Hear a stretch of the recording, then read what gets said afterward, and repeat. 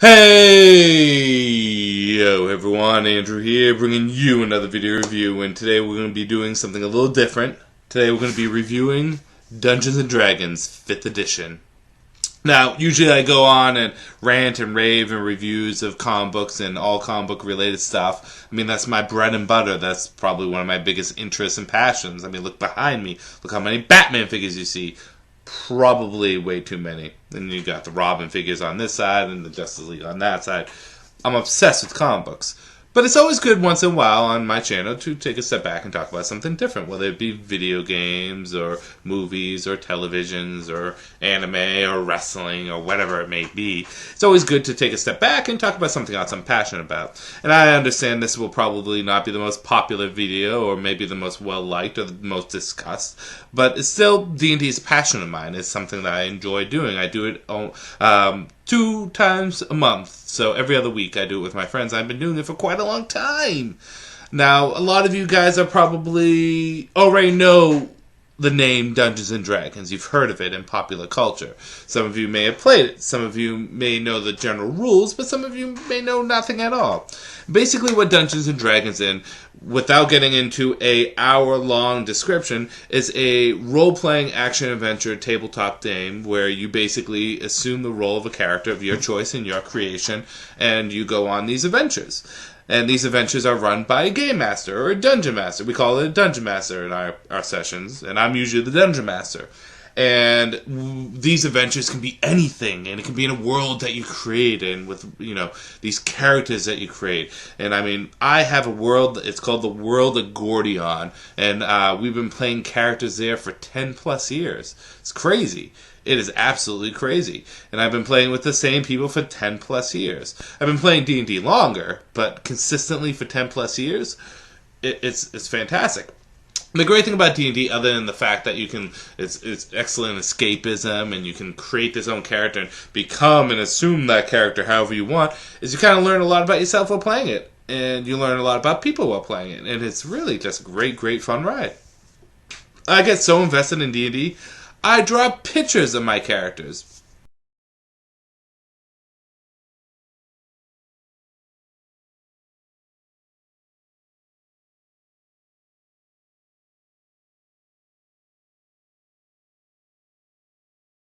And I have PDFs and Word documents of my timeline of my world and bios of the characters and like houses they belong to and like all these various different things. It's crazy.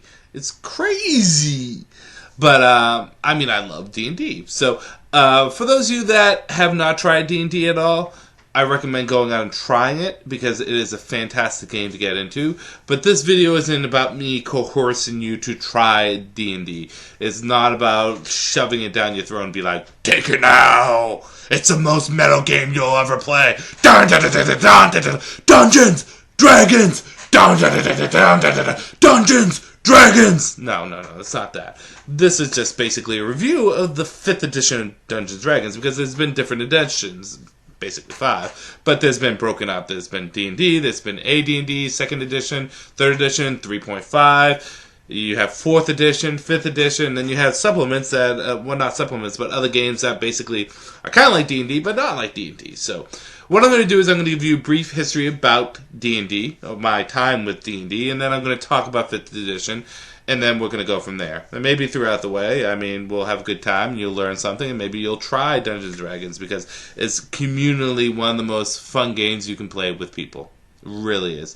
You just have to be able to allow yourself to lose yourself in it.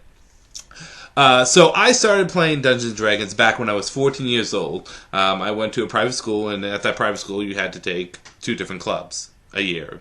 So the first year I took Magic the Gathering Club and Dungeons & Dragons, and the second year I took Track and Field and Magic the Gathering. Well, okay, it wasn't called Dungeons & Dragons Club, it was called Gaming Club. I didn't know I was walking into Dungeons & Dragons. I thought, gaming, it'll be video games, and I'll have a good time. But no, it was Dungeons & Dragons. I got there, and they told me what it was. I was like, sure, I'll play it. The only reason why I didn't do Gaming Club the second year is because we met so infrequently that it killed my momentum. But I played with my first character, who was a paladin named Andrew Yeah, it wasn't really too inventive, nor was it a character that lasted that long.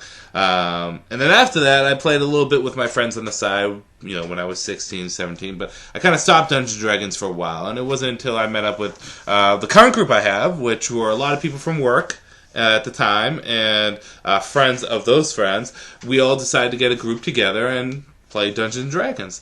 We had a DM, and we had a couple of DMs that we played with, and eventually they left, and I would take up the reign of DM, and we would share it from time to time. But I've been the DM for the most amount of time, and more consistently than anything. It's a role I tend to fall back into a lot. Maybe it's because I'm a control freak, but who knows? But we've been playing it since I was 19.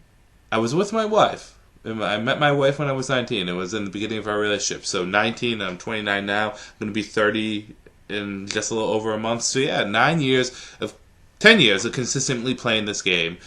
At first we did it every Saturday, and then I changed it to every Friday. And then when I had my kid, I changed it to every other Friday. And you never know what could happen or change. But it's one of the most consistent things in my life, and I love doing it. And my bread and butter, with all the different editions, the one that I played the most, and the one I love the most, and I'm going to say that up front before I even review 5th edition, whether 5th edition is good or bad, I will always say 3rd edition is my favorite. This is the premium, I guess it's called the premium edition of the 3.5 Player's Handbook. I have a lot of handbooks, but I figured I'd just show the Player's Handbook. So there's been a couple of 3.5 handbooks. There's been the regular one, you have the premium edition, then you have the leatherback one. I didn't get the leatherback one. I like this one a little bit more. It's very glossy. It looks very good. Nice stylization. And 3.5 was a great game, and it allowed me to create my perfect character in Jealous. And what I really liked about 3.5, despite its pros and cons, because it's not a perfect game, I mean, you could break the game if you really wanted to, was the fact that you can customize so much. And my favorite character that I ever created, the character that I've used for years, that I have the most history with, is a character named Jealous, which is a level 1 monk, a level 19 Paladin, a level 1 Crusader, and a level 9 Ruby Knight Vindicator, who is a lawful good, holy Paladin, world's greatest hand-to-hand combatant because he has Aesthetic Knight, so it allows him to stack his unarmed fighting, as well as snap kick and improve natural attacks, which makes him a beast, and one of the world's greatest sword fighters, and he's just a boss, and I metaed with it a lot. I made in Jealous like an unstoppable force. I made it in Jealous really broken, but he's such a fun character to play. And the best way to explain in Jealous is if you took Superman and Goku and Batman and Wonder Woman, mix them all together, and a little bit of Andrew dripped on top, and that was in Jealous. I loved him. I love him. I draw him all the time, and I constantly update his profile, and yeah. But after a while of D&D 3.5, we decided to play a different game called Pathfinder, which was basically when D&D moved to 4th edition. 4th edition was drastically different from 3rd edition or 3.5, and the group didn't really want to play 4th edition. I'm not knocking 4th edition. I didn't play enough of it for me to have an opinion, but it's something that they didn't want to play. So we played something called Pathfinder, and Pathfinder was basically it's almost the exact same rules as Dungeons & Dragons. Tweak a little things. It fixed a lot of things that was wrong with 3rd edition 3.5. I'll just say 3.5 because that's what we played. But it wasn't perfect, and again, I like 3.5 a little bit better because there was a lot of classes, elements, and feats and stuff in 3.5 that weren't in Pathfinder. Now, Pathfinder was backwards compatible with 3.5, so if you want to throw that shit in, you can, but again, that's where my heart was, 3.5. But after playing Pathfinder for a while, something happened. I said, recently going to work, I listened to podcasts on the iPhone now. I listened to stuff like Super Effective, the Pokemon podcast. I listened to the ING or IGN podcasts. I listened to all of the Kevin Smith podcasts. And I used to listen to the Joe Rogan ones, but I stopped it because, he just throws out too many. I can't listen to them all at once. But I listened to 2 podcasts that got me thinking to change things up a bit, or at least introduce 5th edition to my core group, and that was I listened to the official Dungeons & Dragons podcast called Dungeon Talk, and the podcast called RPG Academy. And 2 things happened.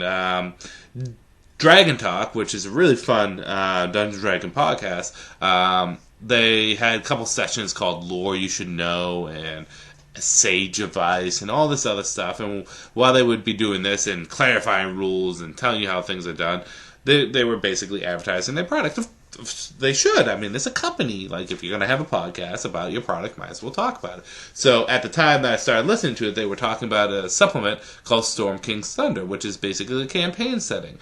And they talked about it in detail, and I was getting seduced by it. I was getting seduced very quickly. And then RPG Academy often played actual games, and they would record them, and you would listen to them, and it was really cool. They talked about different mechanics that were done with 5th edition. So I came to the conclusion, like, you know what? Let's try 5th edition out. And I convinced, I really need to convince. There was only one person in our group that was kind of meh on it, but that's because they play tested when it was called D&D Next, and they didn't like it that much, but it changed a lot since then. And everyone was on board. They're like, yeah, shit, let's give it a shot. So I picked up the Player's Handbook as well as the Dungeon Master Guide and the Monster Manual. In addition to that, I only have 5 books right now. We just started last month, but I have the Sword Coast Adventures Guide and Storm King's Thunder, which we're currently playing as the campaign world. And I got to read a lot of this. I read through it all once, and I'm going to go through it all again. And I have a pretty strong opinion about how I feel about 5th edition. So again, before I get into this, like I said, nothing against 5th edition or 4th edition or any of the others. My favorite edition will always be 3.5. I love 3.5 to death. Maybe it's because it's the edition I was in the longest.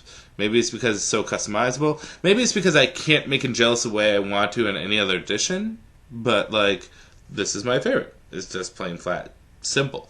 But let's talk about 5th edition.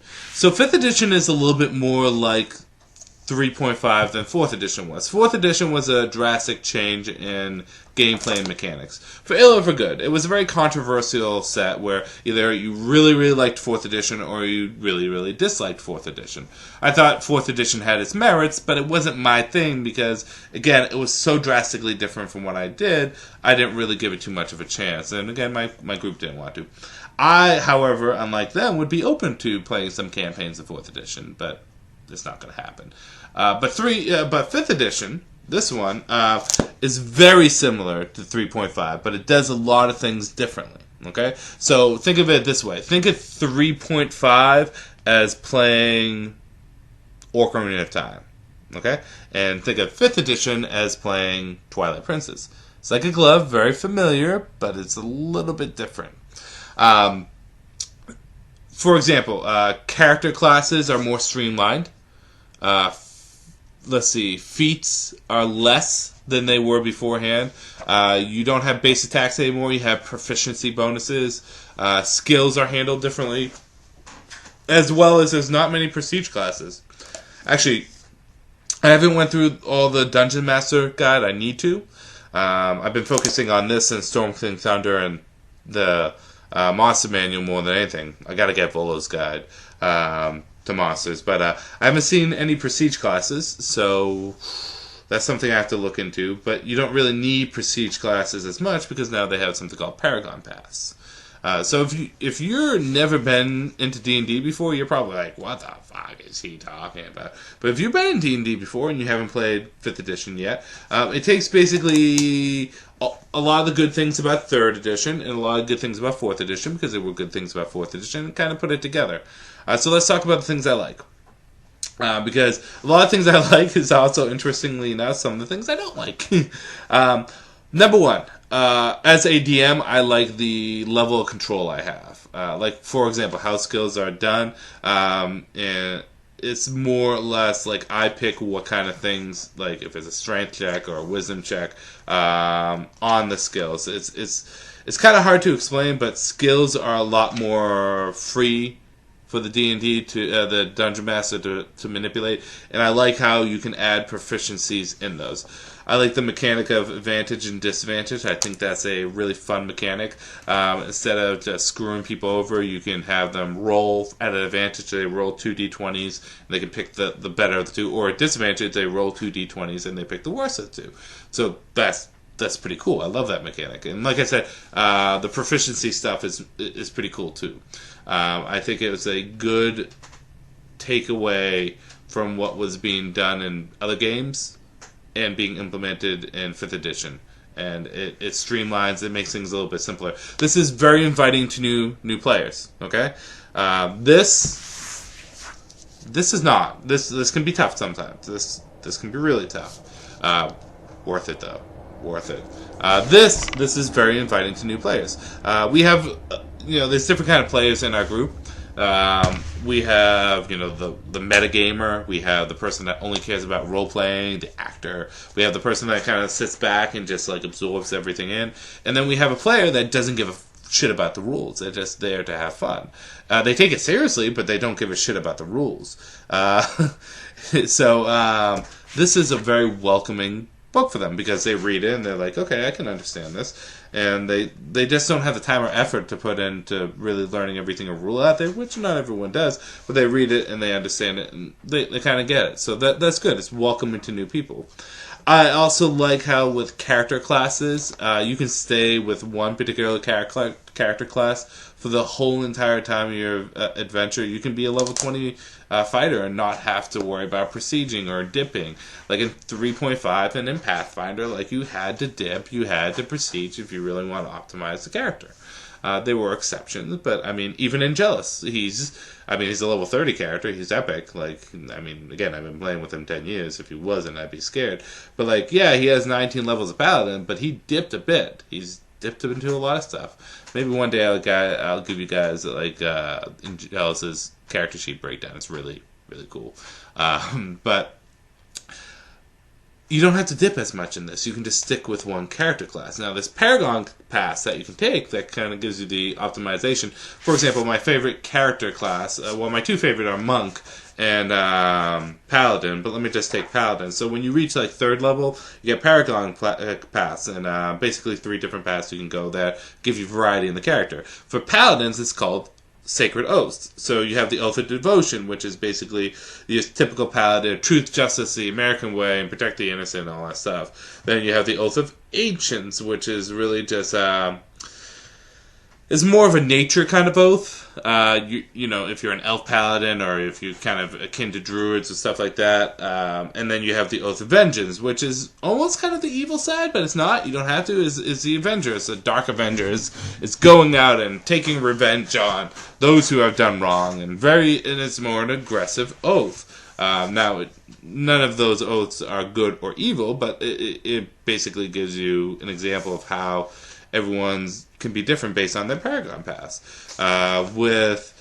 You get martial archetypes with fighter. You get champion archetype. You get battle master. You get what is it called? The Eldritch Knight. So you get all different kind of Eldritch Knight allows you spellcast. So I mean, you get different kind of pass in there. And again, I don't know every single Paragon pass, but it's a good way to kind of spice things up, for lack of a better term. So, really fun stuff. So I do enjoy that, and I also enjoy a lot of supplement products. I've always, and I can't stress it enough, for the past 10 years, I've always run my own campaign world, and I've always run my own campaign sessions. I've made them up. I make them, and I plan them out. Since we did 5th edition, as a group, we consciously decided to do this on a new world, and we decided to do it in the typical Forgotten Realms D&D world. So my Gordion world that I created is like Earth 1, and this is like Earth 2. And since then, I played we're doing Storm King's Thunder, and we're only in the first few chapters. But the supplemental work in this is pretty pretty good stuff. I'm enjoying what they've been putting out, and I think it's been helping DMs and players adjust very well to the game. So I've been enjoying that. Bad. So, and I do like how ability points are being done in this. This is good. I like ability points being done in this, and I do like the adjustments that they've done with some of the races. So, pretty fun stuff. And the artwork is absolutely gorgeous in this, too. Bad. Feats, which are my favorite things from D&D when building a character, are kind of pushed to the back burner. You can still get feats, unless, again, I'm not perfect on the rules on this. I am still learning. So if I'm wrong when I say something, please do not scream at me. But when reading this, is basically you have a choice to either take an ability point increase, or you can, sacrifice that and go for a feat. Which some of the feats are really good, but what I liked about feats was that customization. Not as much customization in that aspect for this book, so that kind of bothers me a bit. And one of the goods that I had is the fact that you can stay with a class the whole entire time, which is cool. But I would like to see some prestige classes in there, and I don't see as many, which is a little bothersome. Monster Manual, the monsters aren't quite as fun as they were in 3.5 or even with Pathfinder. I haven't got Volo's Guide, so maybe that changed things, but they're a little bit lackluster. Standard D&D variety, you got your beholders, you got your dragons, you got your goblins, you got your minotaurs, you got your zombies, you got your lynches, but I don't know, how they set up it just not as in-depth. But again, Volo's Guide to Monsters I'm going to get, maybe that changes things. So again, I've only played a month or so worth of this. So this is really a lot of first impressions. So that was a little bothersome. And they changed a couple of items that I love, and they made them a little differently. So I won't go into depth on exactly what items, but certain items in the game were really badass. They completely changed. And now, again, their perception on magical items are different in this game than they were in 4th edition or in 5th edition. But still, some of the mechanics on them have changed, so that was a little disappointing. But those are really the only bads. I have to say, in my tenure playing role-playing tabletop games, I played quite a few, or at least in the D&D sense, this is a really fun book. This is a really fun game. It is no 3.5. Let's get that straight. 3.5 is my favorite edition and will stay my favorite edition. I love you. How you doing, 3.5? Mwah! It's a great game. This is a great game to get yourself into the game. So if you never played Dungeons & Dragons before, this is kind of a good game to get into right here. Pick this up. You will enjoy it. And then go to 3.5 and try that out. But I really have enjoyed 5th edition. I think it's one of my favorite editions of Dungeons & Dragons. I like how it's been streamlined, and I prefer a lot of the mechanics that were introduced. Again, not a perfect game, but if I had to give it a rating, I would give it an 8.5 out of 5. And again, that may change. It may go up or it may go down, depending on, where I go from here. Because we have D&D this coming Friday, and we're going to continue Storm King Thunder. And we will see how things go there. But yeah, fun stuff. Dungeons & Dragons is something I definitely recommend that you pick up and you play. And it's a great time with friends. The hardest thing with Dungeons & Dragons is just getting people to play with you. Like, getting a bunch of people to play and commit to once a week or once every week can be tough. We have a really good group that's been together for 10 years. There's been people that have jumped in and out of the group. Granted, I've had several people leave. I had several people come in. But we've had a core 1, 2, 3, 4... about core 5 people that have five to 6 people that have consistently showed up, excluding myself. So 7. So that's a really good group, a solid group. So play Dungeons & Dragons, really fun stuff.